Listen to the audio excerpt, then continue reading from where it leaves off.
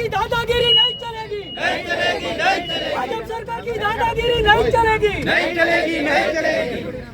मोदी सरकार मुर्दाबाद। नमस्कार, आपण पाहत आहात डहाणू मित्र न्यूज नेटवर्क। पाहूयात काही ठळक आणि महत्त्वाच्या घडामोडी।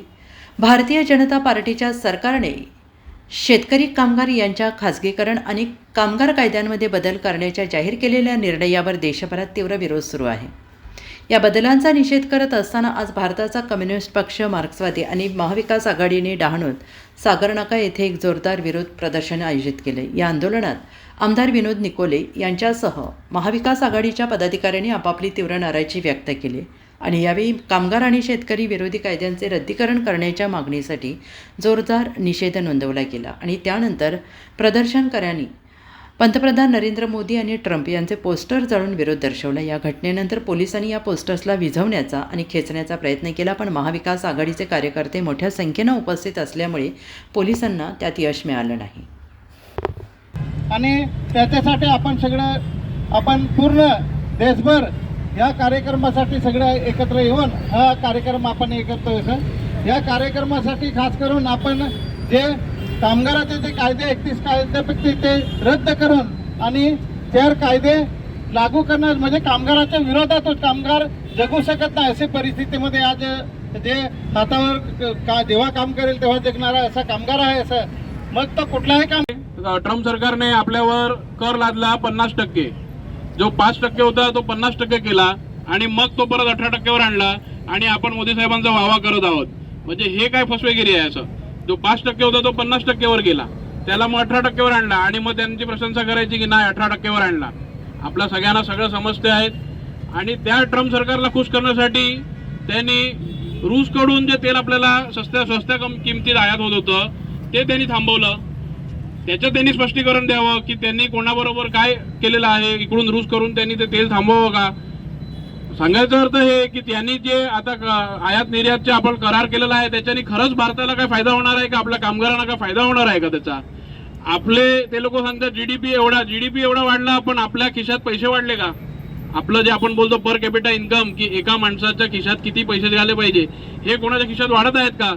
आपण पाठी होत चाललोय आणि शेवटी जो श्रीमंत आहे तो अजून श्रीमंत होत चाललाय।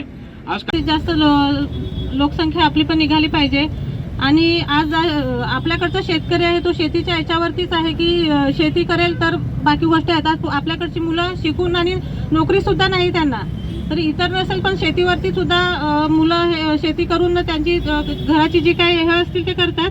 पण ठीक आहे, एवढंच बोलते, थांबते।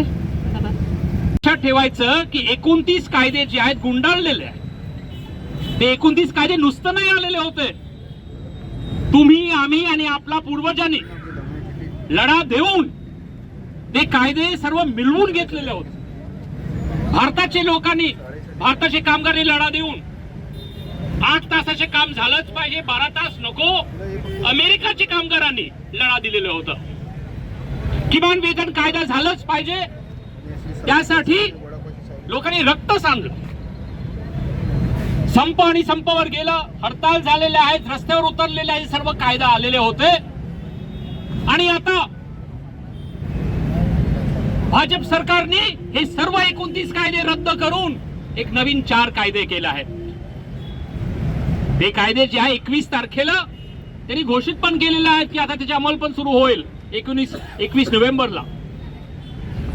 नियम तयार नाही झाला आतापर्यंत म्हणून त्याचे अंमल नाही होत आहे सध्या, पण होणार आहे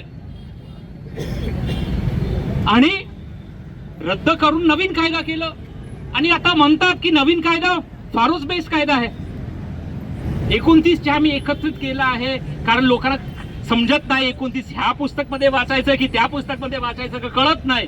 4 पुस्तकामध्ये आम्ही हे केलेले आहेत। आता एकदम सोप्याने सर्व होईल आणि सोप्याने जे शोषण करत आहे उद्योगपती ते सोप्याने होणार आहे हे समजून घ्या। ताब्यात होता, आम्ही पारतंत्र्यात होतो, त्यावेळेस अनेक लोकांनी आपल्या प्राणाची आहुती देऊन, बलिदान देऊन या देशाला स्वतंत्र केलं।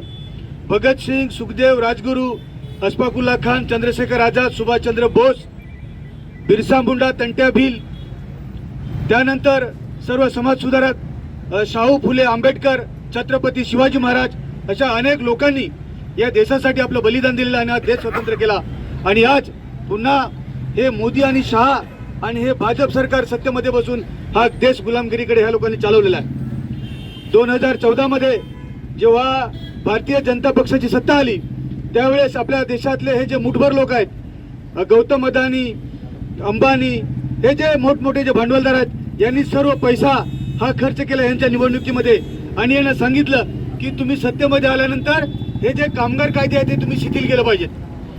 आज या कामगारांच्या युनियनमुळे आम्हाला कंपनीमध्ये या कामगारांवर आम्हाला जोर जबरदस्ती करता येत नाही किंवा जास्त काम त्यांच्याकडून घेता नाहीत.